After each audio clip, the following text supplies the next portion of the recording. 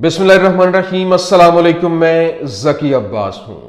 नाज़रीन, आज 12 दिसंबर है, जुमेरात का दिन है और फ़लस्तीनी मज़ाहमत एक बार फिर से एक्टिव हो चुकी है। जिस तरह से फ़लस्तीन इशू से पूरी दुनिया की तवज्जो हटती नजर आ रही थी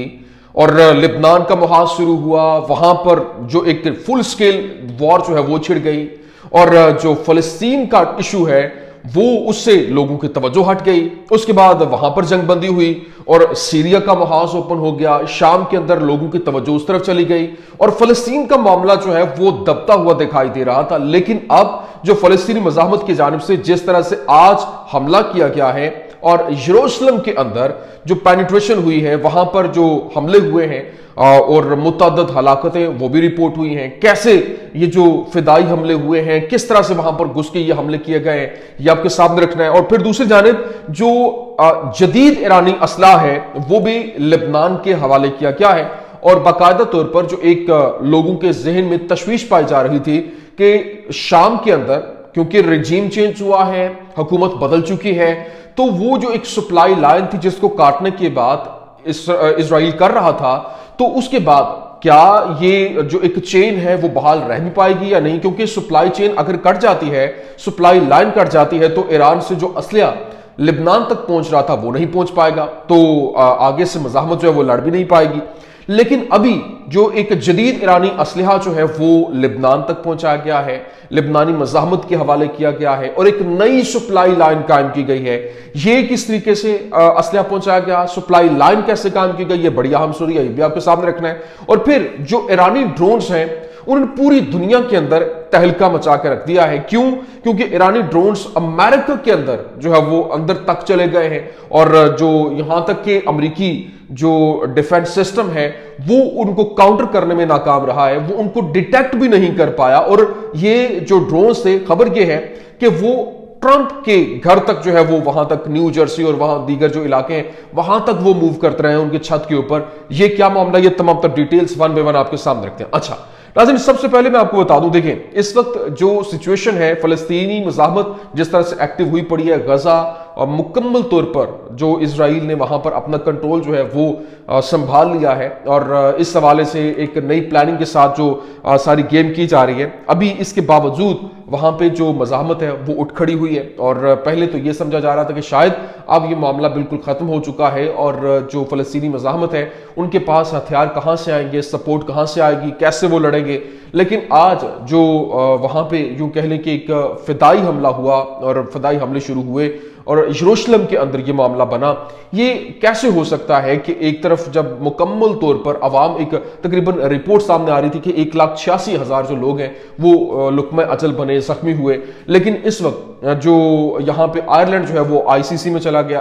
आईसीजे के अंदर चला गया, इंटरनेशनल कोर्ट ऑफ जस्टिस के अंदर। और ये ऐसा मामला है कि इस अदालत के अंदर सिर्फ और सिर्फ स्टेट्स जो है वो अपने मुकदमे लेके जा सकते हैं और ये इजराइल के खिलाफ जो है वो इस केस को लेकर के आ, जबकि आईसीसी जो इंटरनेशनल क्रिमिनल कोर्ट है उसके अंदर कोई भी जा सकता है। अभी जनाब वाला जब ये वहां पर खबरें सामने आ रही थी और लिबनानी मज़ाहमत जिस तरह से हिजबुल्लाह जो है उसके साथ जंगबंदी हुई इजराइल की, उसके बाद मामला शाम के अंदर चला गया, तो यहां पे सोचा ये जा रहा था कि अभी कैसे ये आगे से रेस्पॉन्ड करेंगे और फलस्तीनी मज़ाहमत जो है वो खामोश है और किस तरीके से वो हमले करेंगे। उनके ऊपर तो मुकम्मल तौर पर आए रोज जो है वो हमले हो रहे हैं और कैसे वो रिटेलिएट करेंगे और किस तरह से वो अपने आप को जो है वो एक सर्वाइवल में लेके आएंगे। लेकिन अभी जो खबर सामने आई, इजरायली मीडिया ने रिपोर्ट किया, Israeli media platform reported that 22 bullets fired by the perpetrator of the bus shooting attack near the Al Khader check point south of Jerusalem. जो साउथ ऑफ जेरूशलम है वहां पर जो अल खदीर चेक पॉइंट है वहां पर जो एक बस के अंदर जो है वो ये कार्रवाई की गई है और तकरीबन 22 बुलेट जो है वो फायर किए गए। Israeli media reports that settler was killed and many others were injured in a shooting attack targeting a bus south of Jerusalem. जो जेरूशलम का सदरन जेरूशलम है उसके अंदर ये टारगेटिंग कार्रवाई हुई जिसमें जो हलाकत भी रिपोर्ट हुई और इसके साथ साथ तकरीबन जो मुतअद्दिद है वो जख्मी भी हुए। लेकिन साथ ही इजराइल मीडिया ने यह भी बताया, army radio reported one of the wounded killed in the shooting that took place at the tunnel check point south of Jerusalem. مطلب انہوں نے جو آرمی ریڈیو یہ کنفرم کر رہا ہے کہ ساؤتھ آف یروشلم میں چیک پوائنٹ کے اوپر جو ٹنل ہے وہاں پر یہ واقعہ پیش آیا ہے، اور مزید یہ جو سپوتنک نے یہ رپورٹ بھی کیا، اور معاملات جو ایجنسی ہے رشین ایجنسی اس نے بھی یہ رپورٹ کیا کہ یہ حملہ وہاں پر ہوا ہے، اور کس طرح سے وہاں پر یہ جو ان کے جنگجو ہیں فلسطینی جنگجو وہ کیسے وہاں پر داخل ہوئے اور کس طرح سے یہ حملہ ہوا، یہ ساری کی ساری خبریں جو ہے وہ سامنے آ رہی ہیں۔ لیکن یہاں پر جو ایک چیز بڑی اہم ہے، کیونکہ مزاحمت جس کے اوپر اس طرح سے حملے ہو رہے ہیں اور مکمل طور پر یوں کہہ لیں کہ فلسطین کو گھیرے میں لیا ہوا ہے، اور مکمل طور پر ان کے اسلحہ اور ان کی ٹنلز اور ان کی لیڈرشپ جس طرح سے اس کو ختم کیا گیا آپ کے سامنے ہے، لیکن اس کے باوجود وہ ابھی تک مزاحمت کر رہے ہیں، اور یہ کوشش کی جا رہی تھی کہ کسی طریقے سے ان کو اتنا کمزور کر کے ان کے ساتھ مذاکرات کیے جائیں کہ وہ پھر ماننے کے اوپر مجبور ہوں، لیکن ابھی تک وہ ہتھیار ڈالنے کے لیے تیار نہیں، اور وہ لڑ رہے ہیں وہ غزہ کے اندر، کیونکہ اب ویسٹ بینک کے اندر بھی حملے جو ہے وہ شروع ہو چکے ہیں، اور ویسٹ بینک میں جہاں پر نابلس ویسٹ بینک وہاں پر جو ہے وہ حملے شروع ہو چکے ہیں، تو یہ اب مزید ان کو مشکل حالات کے اندر لے کر جاتا ہوا دکھائی دے رہا ہے۔ لیکن یہاں پر جو دوسری جانب اسرائیلی میڈیا نے یہ بھی بتایا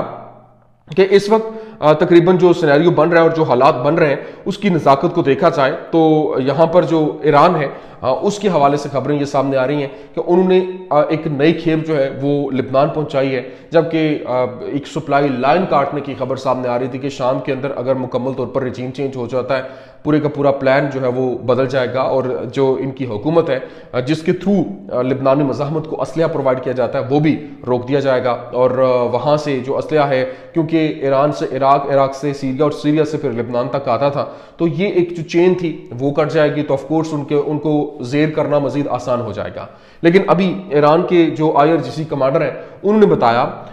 ways to support resistance front are open and not limited to Syria, circumstances in Syria may change۔ انہوں نے کہا کہ بہت سارے اور راستے ہیں جو کہ ہم نے پہلے سے تیار کر رکھے، اور وہ سپورٹ کرتے ہیں اس معاملے کو کہ وہ ریسسٹنس جو ہے اس کو یہ جو ہے وہ اسلحہ جو یا پھر جو بھی کھیپ ہے وہ پہنچانے کے حوالے سے انہوں نے کہا کہ وہ پہنچا دی گئی، اور نئی ایک سپلائی لائن جو ہے وہ بھی قائم کر دی گئی ہے۔ پہلے جو سیریا سے ہو کے جاتی تھی اب وہ کارنر کے اوپر سے ہو کے ایک نیا میپ جو ہے وہ جاری کیا گیا، بتایا گیا کہ اور بھی بہت سے ایسے راستے ہیں جن کے تھرو یہ جو سارے کا سارا معاملہ وہاں تک پہنچ رہا ہے۔ لیکن دوسری جانب اس وقت جو حیرانی کی بات ہے کہ جو سینیریو ہے وہ اچانک سے بدل رہا ہے، اور اسرائیلی وزیر اعظم نیتن یاہو جو ہے اس نے بڑے واضح اور دو ٹوکا انداز میں کہا کہ ہم 7 محاذوں کے اوپر جنگ لڑ رہے ہیں اور ایک اور محاذ بھی شامل ہو سکتا ہے۔ لیکن اب سوال یہ ہے جن 7 محاذوں کی وہ بات کر رہے ہیں، ایک تو غزہ ہے، دوسرا لبنان ہے، پھر ویسٹ بینک ہے، تیسرا چوتھا یمن ہے، 5واں عراق ہے، چھٹا شام ہے، 7واں جو ہے وہ ایران ہے۔ لیکن یہ 7 تو سمجھ آ گئی ہے، لیکن اب وہ کس نئے محاذ کا حوالہ دے رہا ہے، یہ بہت بڑا امپورٹنٹ کویشچن ہے کہ اب اگلا محاذ کون سا ہوگا، اور جس میں اس نے کہا کہ ہم 7 محاذوں پر تو جنگ لڑ رہے ہیں اور ایک اور محاذ بھی شامل ہو سکتا ہے اگلا محاذ۔ یہ ایک بہت بڑی الارمنگ سچویشن ہے۔ لیکن یہاں پر میں آپ کو بتا دوں کہ اسرائیلی فوج کے ریڈیو کے فوجی نمائندے نے یہ کہا ہے کہ اسرائیل نے ایک بھی گولی چلائے بغیر شام کے کچھ حصوں کے اوپر کنٹرول حاصل کر لی ہے، اور اس نے کہا باقاعدہ طور پر اس کی ویڈیو جو ہے وہ بڑا تیزی کے ساتھ وائرل ہو رہا ہے، اس نے کہا کہ آج ہم نے شام کا دورہ کیا، چوتھا جو جنگی علاقہ جہاں IDF زمینی کارروائیاں کر رہی ہے، اور شامی چوکی جس پر 101ویں پیرا ٹروپر بٹالین کے جنگجوؤں نے ایک بھی گولی چلائے جو ہے وہ کنٹرول حاصل کر لیا ہے،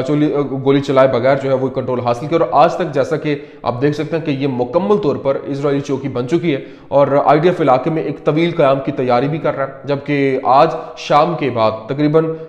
شام 8 بجے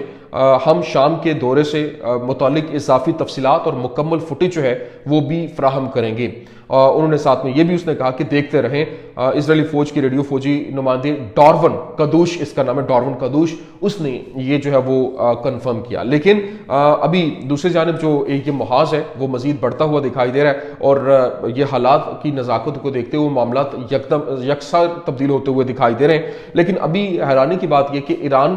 جس کے اوپر بہت سی اس وقت جو ہے وہ باتیں بھی ہو رہی تھیں کہ ایران کا پتہ کٹ چکا ہے، ایران کے اوپر حملہ ہونے جا رہا ہے، اب اگلی ایران کی باری۔ آف کورس جب شام جو ہے وہ اگر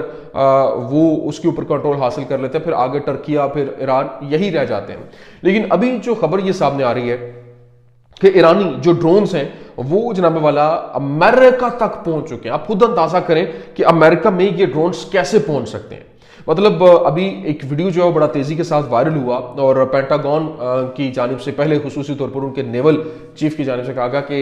ये ऐसा कुछ नहीं है कि किसी का ये मामला नहीं है, लेकिन जो कांग्रेसमैन है उसकी जानिब से प्रेस टॉक की गई और प्रेस टॉक करते हुए उसने कहा कि ये जो न्यू जर्सी के ऊपर ड्रोन्स जो है वो देखे गए हैं वो ईरानी ड्रोन्स हैं। उसने ये कंफर्म कर दिया और उसने कहा कि ये जो ड्रोन्स हैं ये कुछ और नहीं बल्कि ईरानी ड्रोन्स हैं वो यहाँ तक पहुंचे और उन्होंने वीडियोस तक जो है वो ईरान तक पहुंचा दी और ये बेसिकली कोस्ट गार्ड उनकी वो एक शिप जो है वो उस समंदर तक पहुंच चुकी थी और वहां से उन्होंने अपने ड्रोन्स उड़ाए और वो न्यू जर्सी में दाखिल हुए। वहां पर मुख्तलिफ इलाकों में वो घूमते रहे, डिफेंस सिस्टम उनको इंटरसेप्ट करने में नाकाम रहा, डिटेक्ट करने में नाकाम रहा और फिर वो फुटेज ईरान तक पहुंचती गई और यहां तक कि डोनाल्ड ट्रंप के घर के हवाले से कहा जा रहा है कि डोनाल्ड ट्रंप के घर के ऊपर तक वो पहुंच चुके थे। तो आप खुद अंदाजा करें कि ये एक 200 साल रिकॉर्ड है जो कि टूट चुका और एक नई तारीख रकम हुई है कि कैसे जो अमेरिकन एक हिसार को चकमा देके ये ड्रोन जो है वो अंदर तक गए और कैसे हालात की नज़ाकत को देखते हुए उन्होंने पूरे के पूरे मामले को ही तब्दील करके रख दिया। लेकिन ये अगर तो ये मामला, क्योंकि एक तरफ जब उनके जो चीफ है, नेवल चीफ है, वो इससे इनकारी था, लेकिन पेंटागन वो कोई इसके ऊपर स्टेटमेंट जारी नहीं कर रहा और वो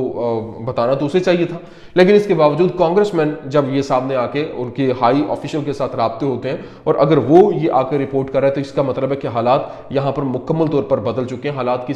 जो सिनेरियो है वो यहाँ पर तब्दील होता हुआ दिखाई दे रहा है और अगर इसी तरह से मामला चलता है तो आप अंदाजा करें कि किस हद तक जो है वो ईरान ने टेक्नोलॉजी हासिल कर ली है, क्योंकि ईरान के ही ड्रोन्स हैं जो कि वो